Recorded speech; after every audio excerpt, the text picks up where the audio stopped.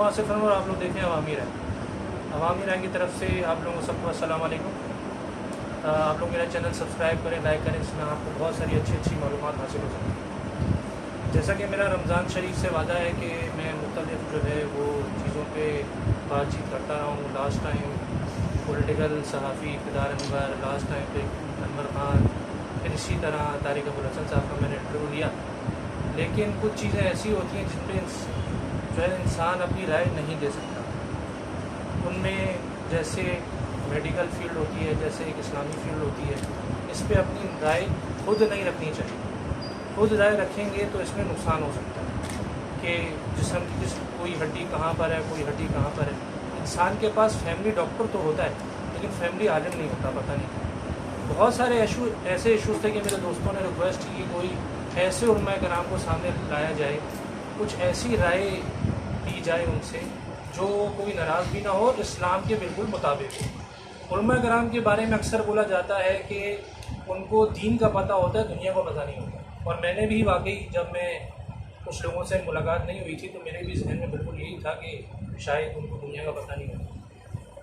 बहुत कम ऐसे उलमा कराम हैं जो बाकायदा PhD डॉक्टर है, PhD डॉक्टर, मुफ्ती आलिम बनने के साथ PhD डॉक्टर है, और कराची यूनिवर्सिटी से और मुख्तलिफ यूनिवर्सिटी से दुनिया भर की डॉक्टर्स हैं। इस टाइम जो हमारे पास उलमा कराम मौजूद हैं, आलिम मौजूद हैं, उनका नाम है डॉक्टर मुफ्ती मोहम्मद अहमद साहब। और हम उनसे कुछ इश्यूज़ के बारे में जो आजकल चल रहे हैं, जैसे मंदिर का मसला चल रहा है, जैसे सोशल डिस्टेंसिंग मस्जिद में जो हो रही है नहीं हो रही, उनमें मसला चल रहा है, जैसे कुर्बानी, तो हम उनसे बात करेंगे कि इस्लाम क्या कहता है, इस्लामी तालीमात क्या कहती हैं, इस्लामी हुकूमत को क्या करना चाहिए, क्या नहीं करना चाहिए। तो पहला सवाल जो हम जो पहला सवाल करते हैं डॉक्टर मुफ्ती मोहम्मद अहमद साहब से, वो ये होगा कि लास्ट टाइम रमज़ान शरीफ में ये हुआ कि उलमा कराम को कहा गया कि मसाजिद बंद कर दें, मदारिस बंद कर दें, सब कुछ बंद कर दें, अपनी तालीमात वगैरह सब कुछ बंद कर दें। उन्होंने SOPs पे अमल किया, लेकिन कुछ मसले मसाइल हुए। उसके बाद कुछ मसाजिद ने SOPs ख़त्म कर दी, सोशल डिस्टेंसिंग ख़त्म कर दिया, ये सब कुछ ख़त्म कर दिया। तो इस्लाम ये कहता है कि आप किसी को देख के या किसी की फ़र्द वाहिद की चीज़ें पर अमल करके अपना जो है वो जो असूल था, वो जो SOPs थे, वो सब ख़त्म कर दें। कुछ मसाजिद ने ख़त्म कर दिया, कुछ मसाजिद ने ख़त्म नहीं किया। तो इसमें इस्लाम क्या कहता है, इसमें हम डॉक्टर मुफ्ती मोहम्मद अहमद साहब से राय लेंगे। ये सवाल है मेरा पहला।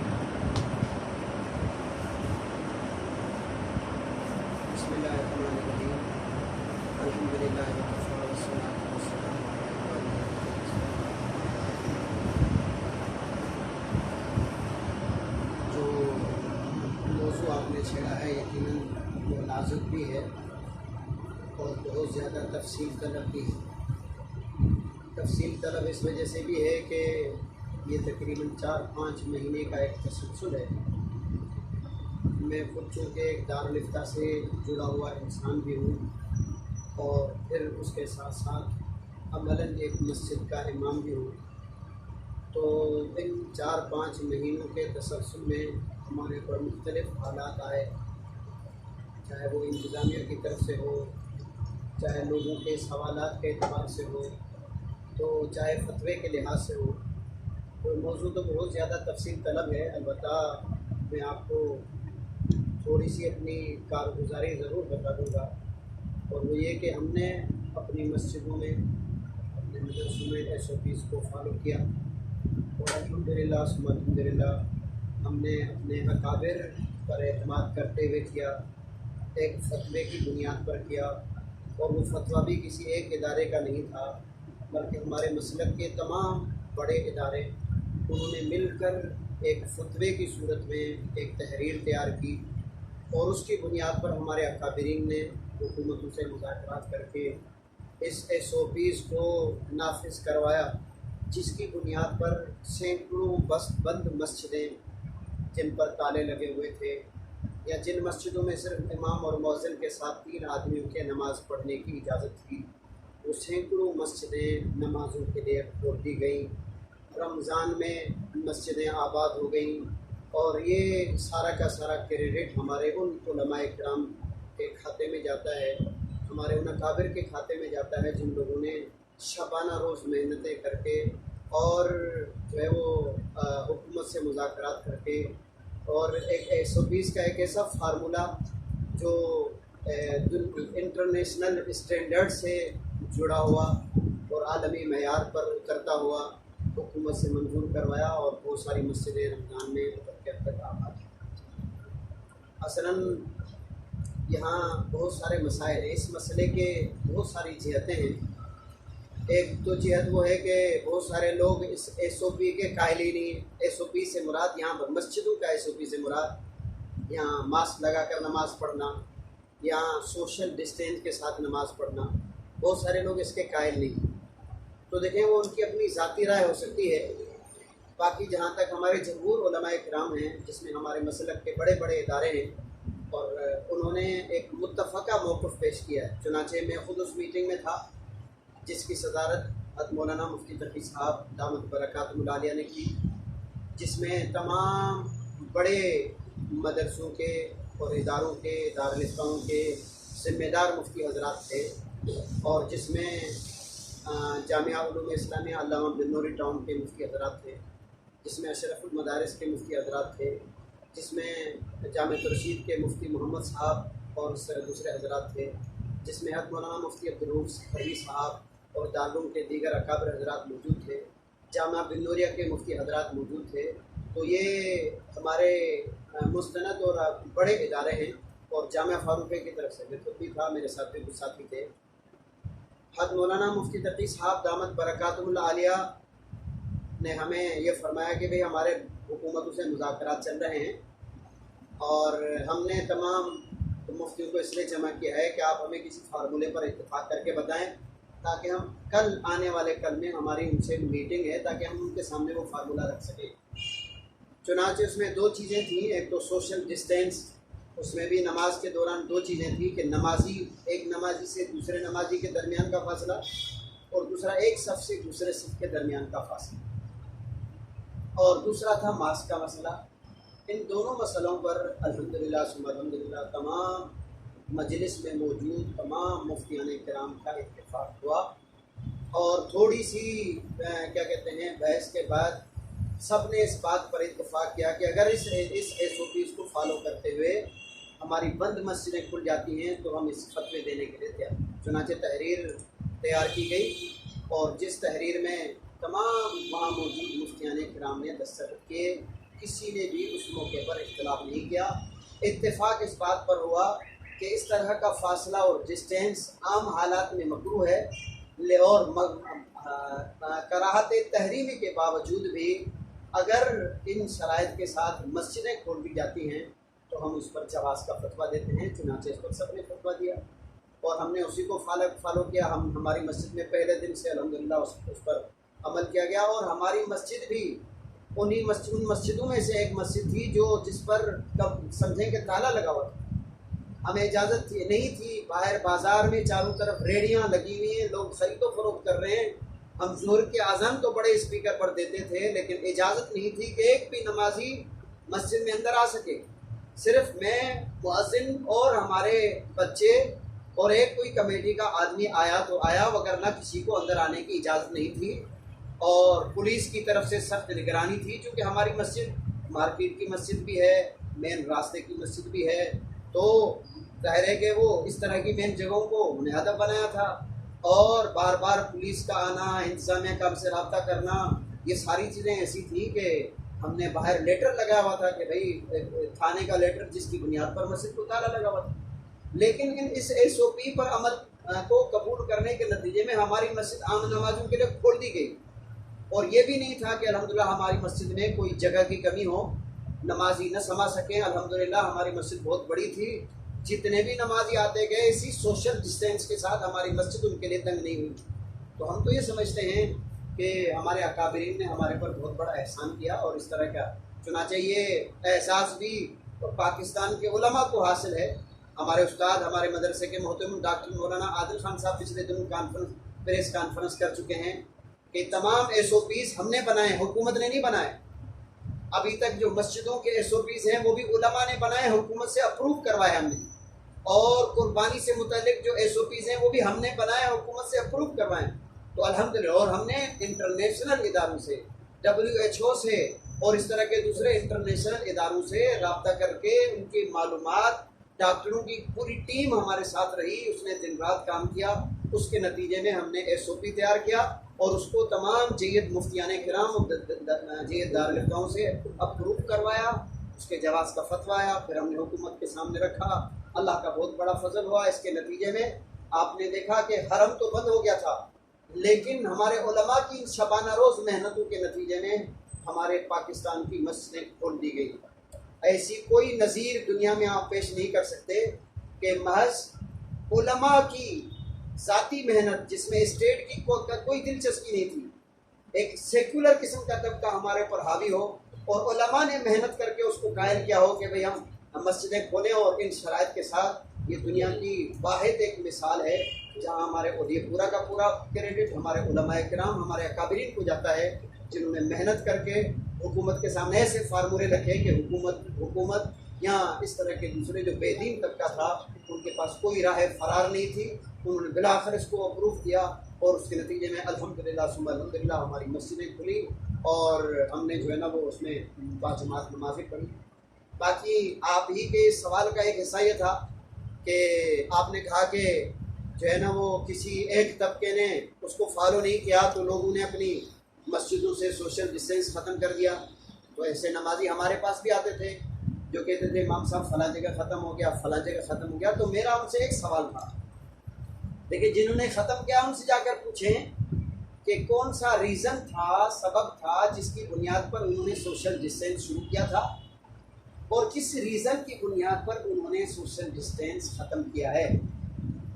اگر تو اس کا سبب بیماری تھی تو بیماری ختم نہیں ہوئی، اگر تو اس کا سبب قانون تھا تو قانون بھی ختم نہیں ہوا، اگر تو اس کا سبب جو ہے وہ ہمارے علماء کا فتویٰ تھا تو فتوے میں بھی چینج نہیں آیا. لیکن ایک مخصوص طبقہ اگر کنویں میں گرے گا تو ہم بھی اپنی قوم کو لے کر کنویں میں گریں گے، یہ کوئی عقل مندی نہیں ہے. الحمدللہ ثم الحمدللہ ہمیں اپنے موقف پر پورا 100% شرح صدر ہے اور پورے شرح صدر کے ساتھ ہم اپنے اکابرین پر اعتماد رکھتے ہیں اور اس کی بنیاد پر آج تک ہماری مسجدوں میں وہی سوشل ڈسٹینس ہے، ہم اس کو فالو کر رہے ہیں.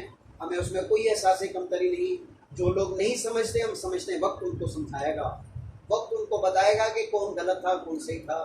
تو اس لیے بہرحال اللہ کا بہت بڑا فضل ہے، ہم اس کو فالو کر رہے ہیں اور جب تک ہمارے اکابرین کی طرف سے یہ ہدایت ہوں گی اور تب تک ہم انشاءاللہ اس پر عمل کرتے رہیں گے. اللہ رب العزت ہماری محنتوں کو قبول کرے. پھر دوبارہ میں آپ سے عرض کروں، جو لوگ اس کو فالو نہیں کر رہے میں ان پر کوئی رائے نہیں قائم کر سکتا، وہ ان کی اپنی مرضی ہے، وہ اپنی ان کی رائے ہے. لیکن اب وہ کہیں کہ جی ہم بھی اس کو یعنی سوشل ڈسٹینس کو چھوڑ دیں یا SOP کو فالو نہ کریں، تو میرے خیال میں یہ ایک ایسی بات ہے جو بغیر دلیل کے ہے، بغیر کسی عقلی دلیل کے ہے. لہذا اس کو ماننا کم از کم ہمارے بس کی بات فی الحال ان حالات میں ناممکن محال ہے. اللہ رب العزت خیر کا ذریعہ بنائے، امت کے لیے سہولتیں، بیماری ختم ہو جائے تو پھر انشاءاللہ سب کا اتفاق ہو جائے گا، سب مل کر انشاءاللہ نماز کریں. اچھا، مفتی صاحب کی کیمرے کے بارے میں اپنی ایک رائے ہے، اس وجہ سے مفتی صاحب کی تصویر ہم نہیں دکھا سکتے.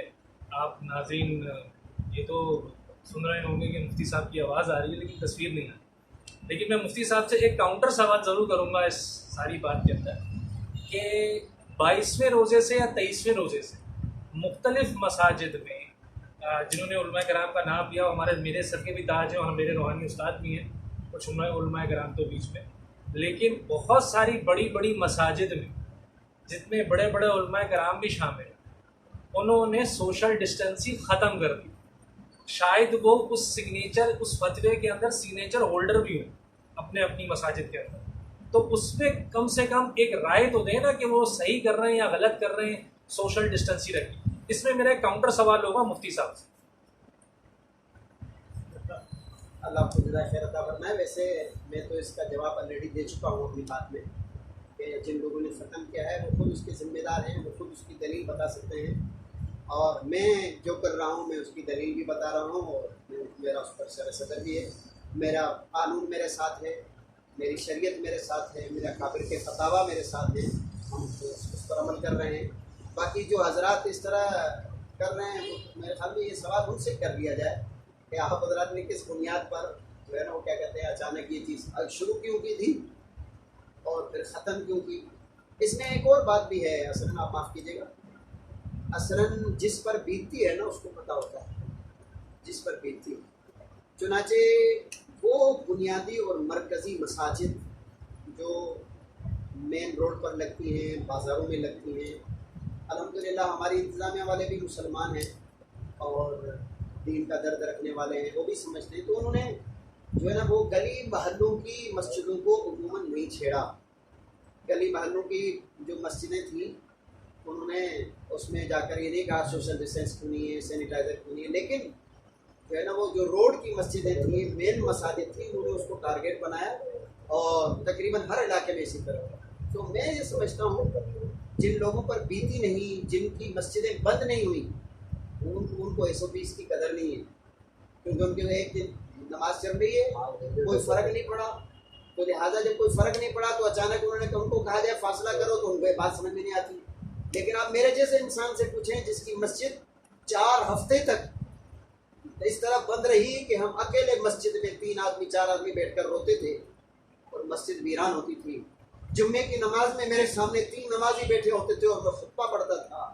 تو اگر میرے جیسے انسان کے پاس جس پر یہ بیتی ہو 3-4 ہفتے تک مسجد میں خالی اذانیں اور خالی نمازیں ہوتی ہوں بغیر جماعت کے، بغیر نمازیوں کے، صرف 3 اور 4 افراد کے، تو ان کے لیے ایس او پیز ایک بہت بڑی نعمت تھی جس کی بنیاد پر ہماری مسجدیں کھلی. اور جن پر بیتی نہیں ہے تو لہٰذا ان کو قدر بھی نہیں ہے اور وہ حضرات کہتے ہیں کہ بھائی اس کا کوئی فائدہ بھی نہیں ہے. تو بہرحال یہ کہ میں سمجھتا ہوں کہ بیماری قطعاً اس کے کہ بیماری ہے یا نہیں، بیماری تو ہر آدمی دیکھ رہا ہے، وہ ہے، شریعت کی طرف سے گنجائش بھی ہے، اور پھر ظاہر کے توکل کی بھی شریعت میں ایک لمٹ ہے، ایک اسباب اختیار کر کے پھر اللہ کے حوالے کر. تو یہ اسباب کے درجے کی ایک کوشش ہے صوفی، اور مزید تو بیماری اللہ کے ہاتھ میں ہے. ہم تو اس بات کے قائل ہیں کہ یہ بھی سجن واہ واہ تو بھی سجن واہ واہ. اسباب کے درجے کا ہم جو ہے نا وہ احتیاط کر لیتے ہیں، مگر اللہ کے ہاتھ میں ہے. اگر یہ بیماری میرے نصیب میں لکھی ہے تو یہ ماسک مجھے اس کو روک نہیں سکتا، یہ سوشل ڈسٹینس اس کو روک نہیں سکتا. اگر وہ میرے نصیب میں نہیں لکھی تو وہ نہیں ہے. میرا یہ ایمان ہے. اور میں نے پہلا بیان اس کرونا سے ریلیٹڈ جو کیا تھا اپنی مسجد کا اوپر والا اسپیکر کھول کر، تو یہی ٹاپک تھا کہ اللہ پر ایمان ہونا چاہیے. موت سے ڈرتے نہیں ہیں، مومن موت سے ڈرتا نہیں ہے، مومن تو موت سے محبت کرتا ہے. لہٰذا ہم ڈر کے مارے نہیں، ہم شریعت کے اور قانون کے کیا کہتے ہیں جو بنیاد پر ہم یہ سارا کچھ کرتے ہیں. اور اللہ کے ہاتھ میں، جو اللہ کے ہاتھ میں ہوگا اس کو کوئی ظاہر ہے کہ کوئی ٹال نہیں سکتا. اللہ رب العزت ہم سب کے دین کی صحیح سمجھ سکتا. اچھا مفتی صاحب، بقرہ عید آنے والی ہے، بڑی جس کو کہتے ہیں، آج کل بہت یہ ہو رہا ہے کہ پہلے یہ تھا کہ منڈی نہ لگائیں، پھر یہ ہے کہ قربانی نہ کریں، اور قربانی کا پیسے سے آپ حج کرانے کسی کی شادی کروا لیں یا کسی فاؤنڈیشن کو صدقہ خیرات کرنا. اور اب تو یہ بھی آ رہا ہے کہ بھائی گلی گلی کوچا کوچا قربانی نہیں ہوگی. تو اس میں اسلام کیا کہتا ہے، اس میں تعلیمات کیا کہتی ہے، ذرا آپ ہمیں سمجھائیں اس میں. جی بسم اللہ الرحمن الرحیم. اس موضوع پر بھی ہمارے اکابرین اور علماء کی بڑی محنتیں ہیں. چنانچہ ابھی ہمارے اکابر جن میں مولانا ڈاکٹر عامر خان صاحب بھی تھے، ان کی سی ایم صاحب سے ملاقاتیں بھی ہو چکی ہیں، اور اسی طرح اس سے ریلیٹڈ جو حکام بالا ہیں ان سے میٹنگیں ہو چکی ہیں. اور ہم ہی نے، میں آپ کو بتا رہا ہوں، ہم ہی نے وہ ایس او پی بنا کر حکومت کو دیا ہے اور حکومت نے تقریباً اس کو اپروو بھی کر لیا ہے. تو جب ایس او پی کے ساتھ قربانی کرنے کی اجازت ہے تو پھر میرے خیال میں اس میں رکاوٹیں ڈالنا بجائے اس کے رکاوٹیں ڈالنے کے ہمیں ایس او پی کو فالو کرنا چاہیے اور لوگوں کو پابند کریں ایس او پی کو، اس کو نافذ کرنے کی کوشش کریں. باقی جو ہے نا وہ قربانی پر پابندی لگانا یہ کسی بھی درجے میں کوئی معقولیت نہیں ہے. اور پاکستان جیسے نظریاتی اسلامی اسٹیٹ میں میرے خیال میں یہ کوئی اچھا تجربہ نہیں ہوگا. باقی ظاہر ہے کہ دیکھیں قربانی اسلام کا شعار ہے اور محکم فریضہ ہے، اور اس سلسلے میں ہمارا ایمان یہ ہے کہ اللہ اور اس کے رسول کی تعلیمات ہی سب کچھ ہیں. میں اپنی عقل نہیں چلا سکتا. جب اللہ کے رسول صلی اللہ علیہ وسلم ایک دن میں 100 ذبح کروا سکتے ہیں، 60-63 اونٹ اپنے ہاتھ سے ذبح کر سکتے ہیں، تو یہ ہمیں درس ہے کہ ان دنوں کی نیکی یہی ہے۔ ان دنوں میں اللہ کے ہاں سب سے محبوب عمل جانور کی قربانی کرنا ہے، تو لہذا صدقے سے ہم کوئی منع نہیں کرتے، اچھی چیز ہے۔ چنانچہ یہی وجہ ہے کہ ان حالات میں علماء کرام نے جو ہے وہ متاثرین میں، جو ان حالات میں کرونا کے متاثرین تھے، ان میں راشن دینے میں، ان کی مدد کرنے میں الحمدللہ سب سے پہلے تھے۔ انفرادی اور اجتماعی صورت میں ہم نے بہت بڑا کام کیا ہے، ہمارے اکابرین نے، ہمارے علماء نے، ہم اس کے قائل بھی ہیں۔ رفائی کام بھی کرنے چاہیے، لیکن ہر چیز کی ایک لمٹ ہوتی ہے۔ رفائی کام ہم بھلے کریں، لیکن قربانی ہے، وہ ایک شعار ہے۔ آپ یہ نہیں کہہ سکتے کہ جانور ذبح کرنے کے بجائے آپ جو ہے نا وہ یہ پیسے کسی غریب کو دے دیں، یہ بالکل غلط ہے۔ یہ شعار اسلام کی توہین ہے، اور میرے خیال میں یہ نظریہ کم از کم پاکستان میں انشاءاللہ یہ قابل قبول نہیں ہے۔ یہ ابھی کی بات نہیں ہے، بہت پرانی باتیں ہیں۔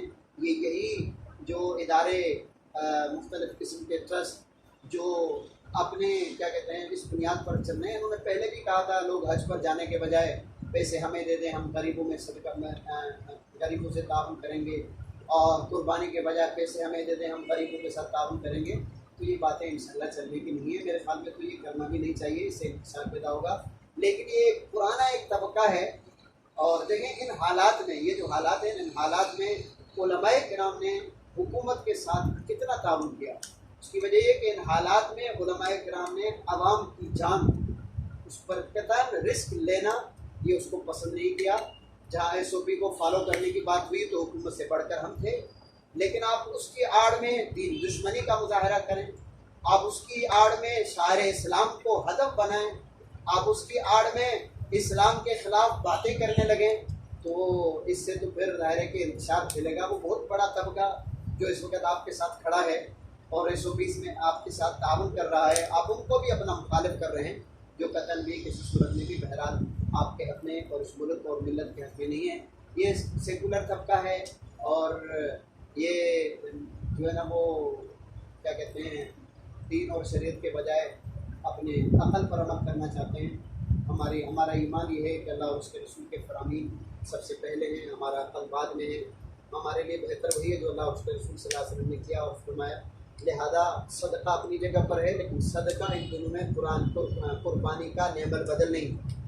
صدقہ غریب کے ساتھ تعاون کرنا بہت اچھی نیکی ہے، لیکن ان دنوں میں قربانی کرنے سے زیادہ افضل نہیں۔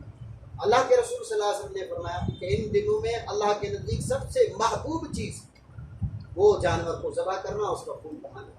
کوئی نیکی اللہ کو محبوب نہیں ہے اس سے افضل، تو لہذا سب سے افضل چیز قربانی کرنا ہے۔ یہ آپس میں جو ہے نا یہ تقابل کرنا اور یہ کہنا کہ جی یہ والے پیسے مائنس کر کے یہاں دیں، یہ ایک نگیٹو سوچ ہے، اور یہ ایک دین دشمن طبقہ ہے جس نے ہدف بنایا ہے۔ قوم جب فضول جگہوں پر پیسے خرچ کرتی ہے تو وہاں تو یہ طبقہ نہیں اٹھتا۔ وہ بہت ساری مختلف رسومات میں لوگ اپنے پیسے جمع پونچی ضائع کرتے ہیں، وہاں پر تو یہ نہیں کہتے کہ بھائی اتنا خرچ کرنے کے بجائے غریبوں کے ساتھ تعاون کر دیں۔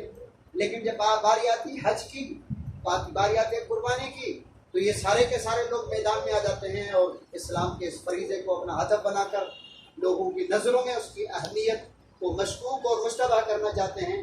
تو میرے خیال میں یہ کہ یہ اس طرح کا طبقہ کچھ ناسمجھ ہے، اور ان کے پیچھے ان لوگوں کا ہاتھ ہے یا ان لوگوں کی فکر ہے جو شاعر اسلام کی عظمت سے آگاہ نہیں ہے۔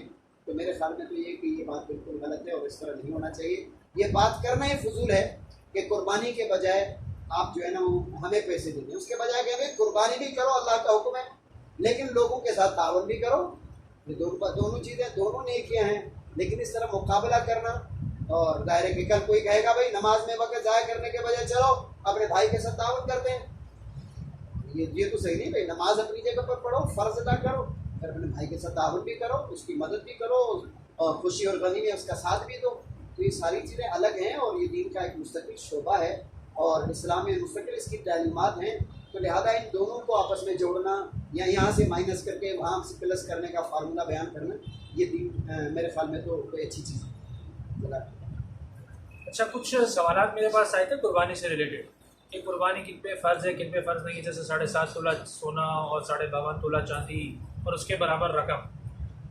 کہ قرض والوں پہ فار ایگزامپل کوئی بندہ جو ہے وہ بالکل اس کے پاس پیسے تو ہیں لیکن ساتھ ساتھ اس نے قرض بھی لیا تو وہ کیا کرے, اور بھی ایسے کوئی مسئلے مسائل ہیں, تو اس پہ بھی ہم مفتی صاحب سے ان کی رائے لیں گے کہ اسلام کیا کہتا ہے. بسم اللہ الرحمن الرحیم. مثلاً یہ تو قربانی اور قربانی کے مسائل یہ تو بہت تفصیلی موضوع ہے اور میری اپنی کتاب میں آپ کو لکھا ہوں, اور جو فی وقت آپ نے سوال کیا ہے میں آپ کے سوال کا جواب دیتا ہوں. پہلا سوال یہ ہے کہ قربانی کس پر واجب ہے, تو میں بتا دیتا ہوں. قربانی ہر اس عاقل بالغ مسلمان پر واجب ہے جو مقیم ہو اور اس کے ساتھ ساتھ صاحب نصاب. عاقل بالغ مسلمان اور مقیم مسلمان اس کے ساتھ ساتھ صاحب نصاب. زیادہ عاقل پر ہے, مجنون پاگل ہے, اگر اس کی ملکیت میں کتنی بھی چیزیں ہوں لیکن اس پر قربانی واجب نہیں کیونکہ مکلف نہیں. بالغ پر ہے, نابالغ جو بچہ ہے اس کی ملکیت میں کچھ بھی ہو لیکن اس پر قربانی واجب نہیں. اچھا جی, مقیم پر ہے جو شرعی مسافر ہے قربانی کے دنوں میں, تو ان تینوں دنوں میں سفر نہیں رہا, اس میں کافی تفصیل ہے, میں شارٹلی آپ کو کہہ رہا ہوں. تو اس جو شرعی مسافر ہے قربانی کے تینوں دنوں میں اس پر قربانی واجب نہیں. اور چوتھی بات یہ ہے کہ مسلمان پر کیونکہ عبادت ہے ظاہر ہے کہ وہ تو مسلمان ہی پر ہے. اور پانچویں بات یہ ہے کہ صاحب نصاب. اب صاحب نصاب کو تھوڑا سا سمجھیں. صاحب نصاب سے مراد یہاں پر قربانی میں وہ آدمی ہیں جس کے پاس 5 چیزیں ان میں سے بعض یا کچھ ہوں جن کو ملا کر اگر قیمت لگائی جائے تو 52.5 تولہ چاندی کی قیمت کے برابر. 5 چیزوں میں کیا ہے؟ سونا, چاندی, نقد مال, مال تجارت اور ضرورت سے زائد سامان. سونا دیکھیں صرف سونا ہے, صرف سونا, اس کے ساتھ کچھ بھی نہیں ہے, تو پھر تو 7.5 تولہ ہوگا تو قربانی ہوگی وغیرہ. لیکن سونے کے ساتھ پلس ایک روپیہ بھی آ جاتا ہے, 100 روپے بھی آ جاتے ہیں, تو اب وہ سونے کا نصاب نہیں ہوگا بلکہ چاندی کا نصاب ہوگا 52.5. ایون کہ اس زمانے میں اگر 1 تولے کے ساتھ 100 روپے بھی ہیں تو اس پر قربانی واجب ہو جاتی ہے, کیونکہ دونوں کو پلس کریں تو وہ 1 لاکھ سے پلس ہے, تو ظاہر ہے کہ وہ 52.5 تولہ چاندی کی قیمت سے زیادہ ہے تو اس پر قربانی واجب ہے. سونا صرف یہ تو 7.5 تولے, لیکن سونے کے ساتھ تھوڑی چاندی ہے, نقد مال ہے, وہ کسی بھی صورت میں آپ کی جیب میں پڑا ہے, آپ نے بینک میں پڑا ہے, آپ نے کسی کو دیا ہے, امانت رکھوائی ہے, یہ سارا کا سارا نقد یہ بھی پلس ہے. اور مال تجارت مطلب یہ کہ آپ نے تجارت کی غرض سے کہیں لگایا ہے, چاہے کہ پلاٹ خریدا ہے بیچنے کی نیت سے, یا کہیں بزنس میں لگایا ہے, کوئی شیئر خریدے ہیں, تو یہ سارا کا سارا مال تجارت ہے, اس کی مارکیٹ ویلیو بھی آپ پلس کر لیں. اور 5ویں چیز جو بطور خاص قربانی میں پلس کی جاتی ہے اور وہ ہے ضرورت سے زائد سامان.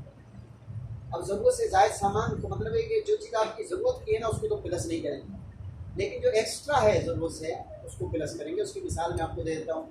انسلے کپڑے آپ کے گھر میں پڑے ہوئے ہیں, وہ آپ کی ضرورت میں نہیں ہے تو ان کی مارکیٹ ویلیو پلس کریں گے. گھر میں ایسے برتن ہیں جن کو سال بھر استعمال کرنے کی ضرورت ہی پیش نہیں آتی, وہ ایکسٹرا ہیں, مہنگا سیٹ ہے, تو اس کی مارکیٹ ویلیو بھی پلس کریں گے. اس طرح کی جو ضرورت سے زائد چیزیں ہیں ان کی مارکیٹ ویلیو بھی ملا کر, یہ چاہے 5 میں سے ایک چیز ہو یا 2 ہو یا چند ہو, ان کو ملا کر 52.5 تولہ چاندی کی قیمت کے برابر پہنچ جائیں تو ان پر قربانی واجب. قربانی کے دن میں یہ نصاب ہو تو اس پر قربانی واجب ہو جاتی ہے. یہ تو تفصیل میں اور بھی کافی سارے مسائل ہیں, لیکن موٹا ایک اصول میں نے آپ کو بتا دیا کہ قربانی کن لوگوں پر واجب. یہ آپ کا ایک سوال تھا, ظاہر ہے کہ اس میں بھی بہت ساری جزیات ہیں. اور دوسرا آپ کا سوال تھا کہ جو ہے وہ کسی پر قرض ہو تو قرض کی بنیاد پر اس کا نصاب کیسے پلس کیا جائے گا, کیسے شمار کیا جائے گا. تو دیکھیں شریعت کا اصول یہ ہے کہ شریعت نے مکلف کیا ہے استطاعت کے. کسی آدمی کے پاس قرض ہے, اب وہ قرض اس کے پاس جتنے پیسے ہیں اس میں سے اگر قرض مائنس کرتے ہیں تو پھر دیکھیں گے اگر اس کے پاس نصاب کے بقدر باقی بچ جاتے ہیں تو پھر تو اس پر قربانی ہے, لیکن جو باقی بچتے ہیں وہ جو نصاب سے کم ہیں یا بچتے ہی نہیں ہیں تو اس پر قربانی نہیں. تو قرض کے بارے میں موٹا اصول یہ ہے کہ آپ کے پاس ٹوٹل جو اپنی ملکیت ہے نصاب سے ریلیٹڈ چیزیں ہیں 5 پلس کر کے اس میں سے مائنس کریں آپ کا قرض مائنس کرنے کے بعد کچھ نہیں بچتا قربانی واجب نہیں. قرض مائنس کے کرنے کے بعد بچتا ہے لیکن وہ نصاب تک نہیں پہنچتا پھر بھی قربانی واجب نہیں، لیکن مائنس کرنے کے بعد پھر بھی نصاب کے بقدر اماؤنٹ آپ کے پاس باقی رہ جاتا ہے تو آپ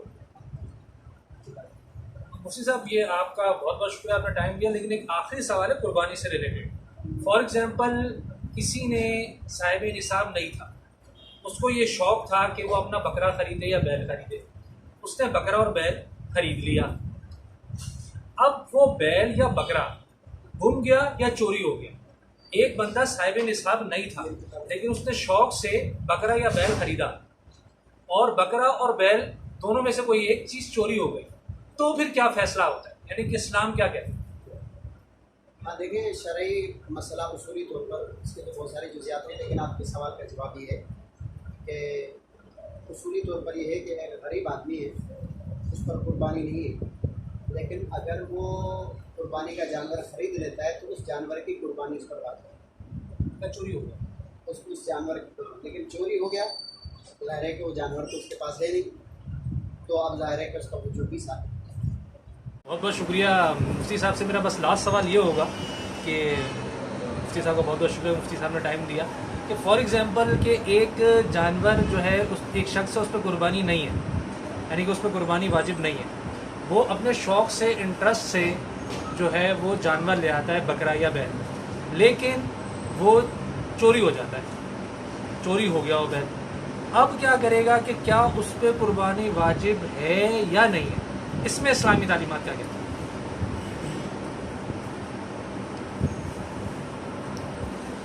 جی آصف الحمد صاحب بھائی جزاک اللہ خیر، اللہ کو جزاک خیر، بہت اچھا سوال کیا آپ نے۔ اصلاً ایک میں آپ کو پہلے اپنے سوال کا جواب دوں گا، اس کے بعد پلس اس کے ساتھ ایک اور چیز بھی باریک فرق کے ساتھ ایک اور مسئلہ بھی بتاؤں۔ آپ نے سوال یہ کیا ہے کہ کوئی آدمی غریب ہے، صاحب نصاب نہیں ہے، وہ قربانی کا جانور خرید لیتا ہے اور پھر وہ جانور اس سے گم ہو جاتا ہے یا چوری ہو جاتا ہے یا مر جاتا ہے، یا جو گم ہوتا ہے یا چوری ہو جاتا ہے، تو اس صورت میں کیا حکم ہے؟ تو میں نے آپ سے عرض کیا اس وقت اس مسئلے کا جواب یہ ہے کہ دیکھیں، ایک آدمی نے پر قربانی واجب نہیں تھی تو اس کو جانور خریدنا واجب نہیں تھا، لیکن جب قربانی کی نیت سے جانور خرید لیا تو اب اس جانور کی قربانی اس پر واجب ہے۔ اس جانور کی، میرا لفظ سمجھیں، اس جانور کی قربانی اس پر واجب ہے، لہذا اگر یہی جانور اگر گم ہو جائے یا چوری ہو جائے تو پھر اس صورت میں کیا ہوگا؟ یہ واجب اس سے ثابت ہو جاتا ہے اور اس کے ذمے دوسری قربانی کرنا، دوسرے جانور کو ذبح کرنا لازم نہیں، واجب نہیں، یہ بات سمجھ لیں۔ ہاں، اس کا یہ جانور گم ہو گیا یا چوری ہو گیا، اس نے پھر کیا کر لیا کہ دوسرا جانور خرید لیا، تو اب پہلا والا جانور دوبارہ اس کے پاس مل جاتا ہے، تو پھر اس پر واجب ہے کہ دونوں جانوروں کی قربانی کرے، اس پر واجب ہے کہ دونوں جانوروں کی قربانی کرے، کیونکہ غریب آدمی جو صاحب نصاب نہ ہو، جب کوئی جانور قربانی کی نیت سے خریدتا ہے تو نظر کے حکم میں ہو جاتا ہے، جس کا پورا کرنا واجب ہے۔ اچھا، ایک اور مسئلہ ہے، اسی جگہ پر اگر کوئی آدمی صاحب نصاب ہو جس پر قربانی واجب تھی، اس کے ساتھ سیم یہی کنڈیشن ہو جاتی ہے، مثلا یہ کہ قربانی واجب تھی، جانور لے کر آیا اور جانور گم ہو گیا یا چوری ہو گیا، تو اب اس پر واجب ہے کہ دوسری قربانی کرے، دوسرا جانور خریدے یا کسی جانور میں اپنا حصہ ڈالے، کیونکہ قربانی واجب اس سے ابھی تک ثابت نہیں ہوئی اور اس سے وہ ختم نہیں ہوئی۔ البتہ اس میں یہ ہے کہ اگر اس نے دوسری قربانی کر لی، اس کے بعد پہلے والا جانور آ جائے تو بہتر یہ ہے، واجب نہیں، بہتر یہ ہے کہ دوسرے کی بھی قربانی کرے، لیکن غریب والی صورت میں اس کو دونوں صورت میں کیا تھا؟ واجب تھا کہ کیا کرے؟ اس جانور کی قربانی کرے۔ اگر دوسرا خرید کر لایا ہے تو دونوں پر کو قربانی کرنا واجب ہے، کیونکہ یہ نظر کے حکم میں ہے، اور نظر جب نظر آدمی کوئی چیز لازم نہیں ہے لیکن میں اس کی منت مان لیتا ہوں اور نظر مان لیتا ہوں تو وہ چیز میرے اوپر واجب ہو جاتی ہے۔ جیسے نفل نماز ہے، نفل نماز میرے اوپر واجب نہیں ہے لیکن میں نظر مان لیتا ہوں، میرا فلاں کام ہو گیا تو میں اتنی نماز پڑھوں گا تو واجب ہو جائے۔ نفلی روزہ میرے پر واجب نہیں ہے لیکن میں نے کہا کہ میرا بچہ اگر بیمار صحیح ہو جاتا ہے تو میں اتنے روزے رکھوں گا، تو یہ نظر ہو جاتا ہے اور روزے واجب ہو جاتے ہیں۔ تو یہاں پر بھی گویا کہ اس نے جانور خرید کر کر کے نظر کے معنی میں ہو گیا، اور لہذا اس جانور کی قربانی واجب ہے، اور اگر وہ مر جاتا ہے تو واجب ثابت ہو گیا، اگر وہ گم ہو جاتا ہے، اگر وہ چوری ہو جاتا ہے پھر بھی واجب اس سے ثابت ہو گیا۔ البتہ یہ ہے کہ دوبارہ جب اس کے پاس یہی جانور آ جاتا ہے تو اس جانور کو خود قربان کرے گا، لیکن دوسرا جانور اس کی جگہ پر لانا اس کے لیے لازم نہیں۔ لیکن اگر یہ دوسرا لے کر آ گیا، پہلے والا آلریڈی گم تھا، پھر پہلے والا بھی مل گیا، تو اب دونوں کو قربان کرنا واجب ہے، دونوں کو قربان کرنا واجب ہے۔ تھوڑا سا باریک فرق ہے ان تینوں مسئلوں میں، تھوڑا سمجھنا چاہیے، بہت سارے لوگ سمجھتے نہیں ہیں تو پھر مغالطے میں پڑ جاتے ہیں۔ اس لیے آپ نے مستند، جیسے آپ نے پہلے ایک جملہ کہا تھا نا، بہت زبردست جملہ کہا، ہم میں سے ہر کوئی آدمی ایک فیملی ڈاکٹر رکھتا ہے، اور جس کو ہمارا پورا بیک گراؤنڈ پتہ ہوتا ہے، اور پھر فوراً اسے رابطہ کرتے ہیں اور وہ ہمیں اپنے مسئلے کا حل بتا دیتا ہے، اور ہمیں ایک نسخہ بتا دیتا ہے، کوئی میڈیسن تجویز کر لیتا ہے۔ تو بھائی ہمیں روحانی معالج کی بھی ضرورت ہے، دینی اعتبار سے ایک ایسا آدمی جس پر آپ کا اعتماد ہو، جو ایتھینٹک اور مستند ہو، اور اسے ہر وقت آدمی پوچھتا رہے۔ فاسألوا اہل الذکر ان کنتم لا تعلمون، اللہ رب العزت کا حکم ہے، اگر تمہیں معلوم نہیں ہے تو علماء سے، اہل علم سے پوچھ لینا چاہیے۔ اللہ رب العزت ہمیں بہت بہت شکریہ ڈاکٹر مفتی محمد احمد صاحب، میں ان کا سمجھ لیں روحانی استاد، روحانی شاگرد بھی ہوں۔ تو اس سے ریلیٹڈ اگر آپ لوگوں کا کوئی سوال ہو، کوئی بھی سوال ہو، تو آپ ضرور کمنٹ کیجیے گا، اور ایک دفعہ پھر ہم ڈاکٹر صاحب کا شکریہ ادا کرتے ہیں کہ آپ میرا چینل سبسکرائب کریں، لائک کریں، آپ کو بہت بڑی اچھی معلومات حاصل ہو سکتی ہیں۔ کیمرہ مین شاہ زیب خان کے ساتھ میں ہوں آصف انور، کراچی۔